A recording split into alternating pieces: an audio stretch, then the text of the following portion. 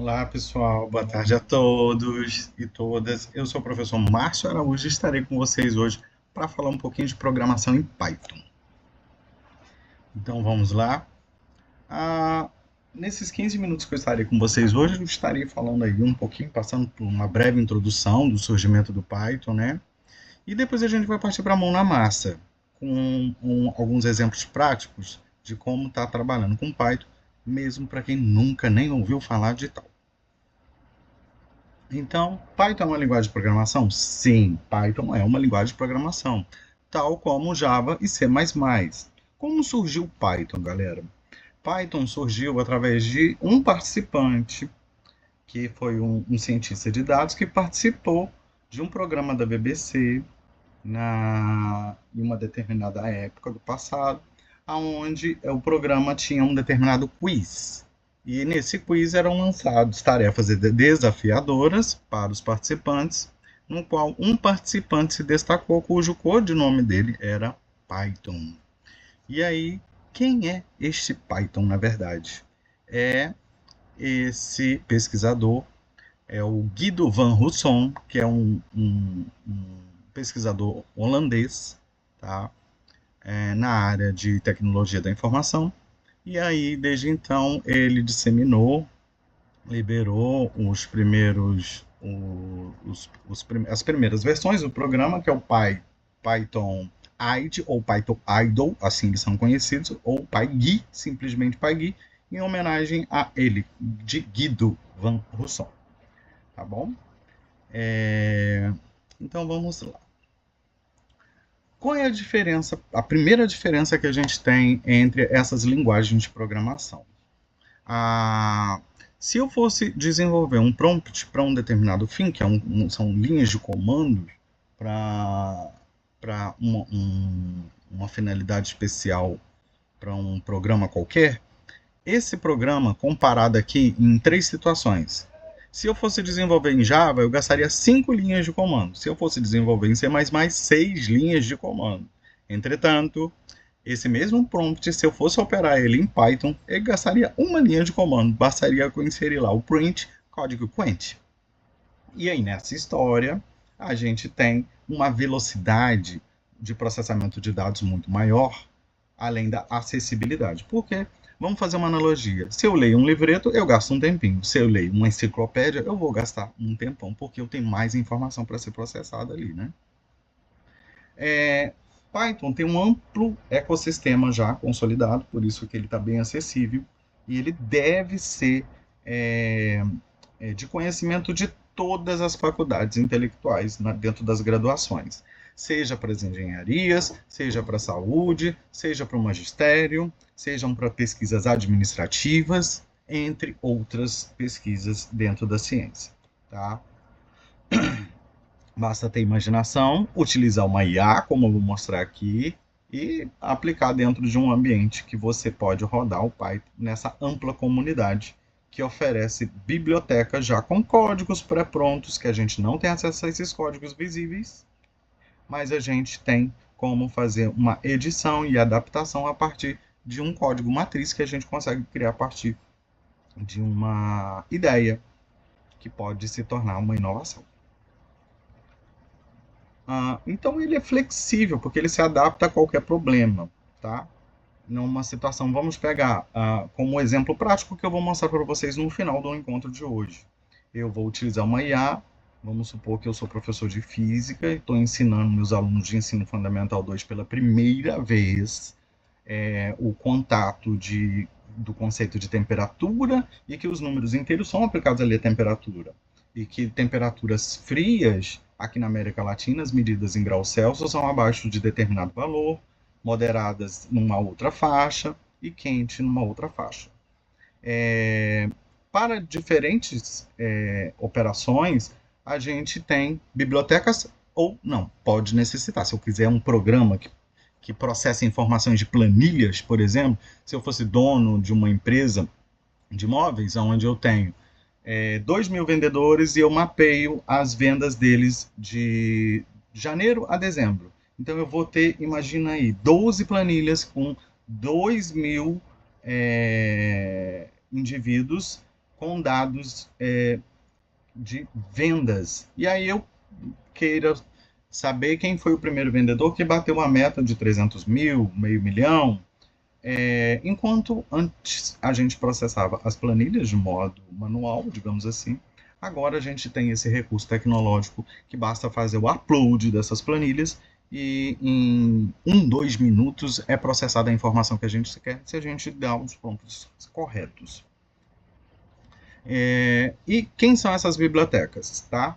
Essas bibliotecas, se eu for trabalhar com processamento de dados onde envolva alguma operação matemática, eu vou trabalhar com a NumPy. Essa é uma biblioteca conhecida para operadores matemáticos. Já se eu trabalhar com planilhas, eu vou trabalhar com pandas. Se eu for plotar gráficos, né, que é o que a gente mais utiliza dentro de pesquisa, eu vou trabalhar com a Matplotlib. Se eu vou trabalhar com reconhecimento facial de seres humanos, eu vou trabalhar com a Delib ou eu vou trabalhar com a Face Prediction ou a Face Recognition. Essas bibliotecas elas estão disponibilizadas na rede da internet de modo gratuito. E todas essas bibliotecas elas interagem com inteligência artificial. Na verdade, o ChatGPT não é tão novo, não é tão antigo, né? O ChatGPT tem aí o quê? Cerca de 3, no máximo 4 anos que ele foi disseminado de modo gratuito para a população em massa. Então agora a gente tem uma ferramenta poderosa aliada à inovação e tecnologia.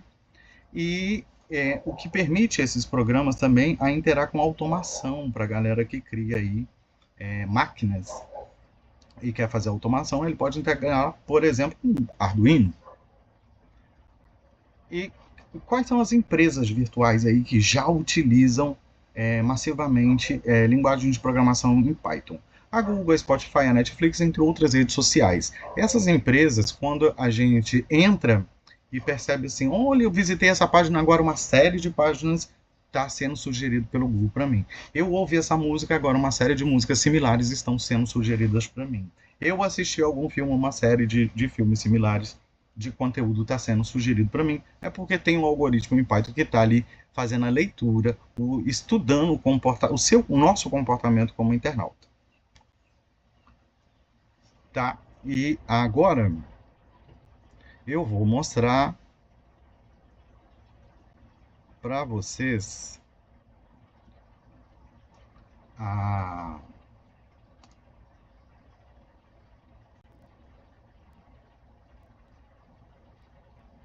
e agora eu vou mostrar para vocês onde a gente faz o uso dessa ferramenta. Deixa eu só parar a apresentação, um outro dispositivo que eu estou utilizando.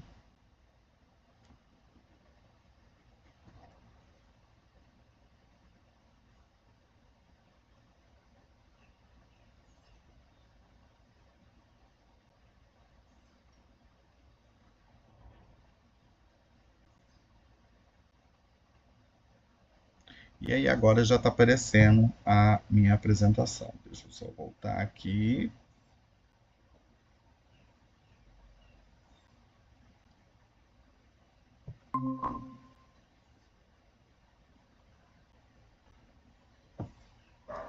E aí, beleza. Aqui eu acompanho para saber se a telinha está aparecendo para todo mundo.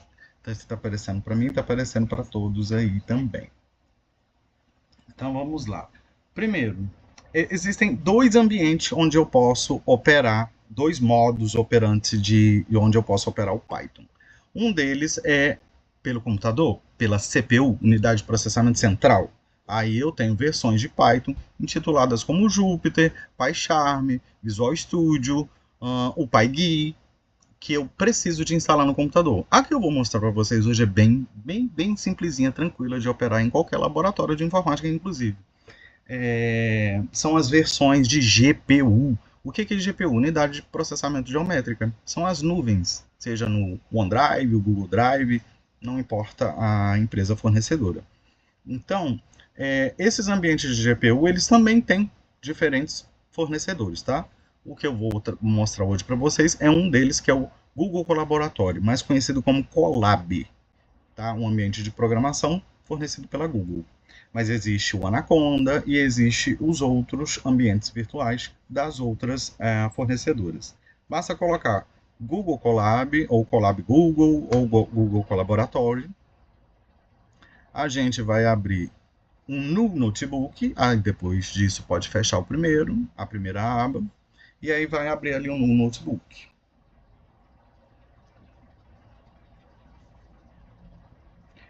Vai abrir com essa interface aqui, tá? O primeiro passo é fazer a conexão com a GPU aqui no superior à direita, que é linkar com a nuvem. A partir de então, tudo que for processado aqui, criado, vai ser salvo lá no seu drive automaticamente. Então, vamos conectar com a nuvem. Depois de realizar essa conexão com a nuvem, a gente tem esse ambiente aqui de pastas, que a gente pode fazer upload das planilhas, se eu quiser processar, ou de uma imagem, se eu quiser processar, que não é o caso do nosso exemplo de hoje. Nosso exemplo é ambientação de uma das versões onde eu posso utilizar o Colab. Se eu quiser abrir mais blocos com linhas de código, eu vou clicando aqui. Caso contrário, eu não preciso, eu vou removendo elas. Beleza?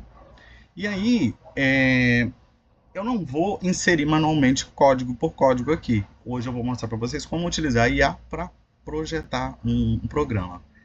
Então, eu posso ir num chat GPT da vida e pedir o programa, a IA, aqui eu já tenho uma pesquisa pronta, que eu já posso mostrar aqui para vocês, tá? Eu só solicitei ao GPT que crie um programa para o Colab, tá? É importante para não dar conflito de programação, onde o usuário insira o valor da temperatura e o programa classifica em quente, moderado ou frio. O programa já vai entender que a temperatura é em graus Celsius, porque a gente está aqui na América Latina. Então, ele vai me dar um bloco de comando com as linhas de comando. E aí, fica para uma próxima oportunidade a gente fazer a leitura de cada linha, cada uma dessas componentes das linhas de comando, que são as variáveis, os comandos float, input, if, elif, print, e os que não são variáveis, então são com elementos textuais. Basta fazer o seguinte, eu copio o código do programinha que eu quis criar aqui para fazer uma ilustração e dou um Ctrl V aqui para fazer o teste desse programa. A partir de então, basta dar o to run, que é a execução do programa. Executamos o programa, basta inserir lá, vamos testar 15, dá Enter. E aí ele fala que a temperatura está fria, já é considerado uma temperatura fria. Vamos pegar 120 graus Celsius. Está quente. Então esse programa está operante e é um programa que dá para fazer uma brincadeira dentro de uma sala de aula nesse contexto bem simplesinho de hoje, como aula introdutória aí. E eu quero salvar esse arquivo de programa para estar utilizando ele. Eu venho aqui em cima, onde está untitled, sem nome, né? E coloco aqui programa classificador de temperatura, por exemplo, né? E a diferença aqui nos formatos, assim como eu salvo um arquivo de documento de texto e ele vem como doc, ou um outro arquivo de analítico que vem como txt, ou num arquivo de JPEG, JPEG, de imagem, ou em arquivos de Excel, ou em arquivos de PDF, a gente também tem essa diferença aqui. Se eu criar um programa, os algoritmos, dentro do ambiente de GPU, ele vai salvar nesse formato, IPyNB. E se eu criar esse programa no computador, ele vai simplesmente criar no formato Py. Beleza, pessoal? Eu espero que vocês tenham gostado dessa aula introdutória de como manipular essas tecnologias que são à disposição de qualquer pesquisador. Um grande abraço para todos e espero que tenham gostado.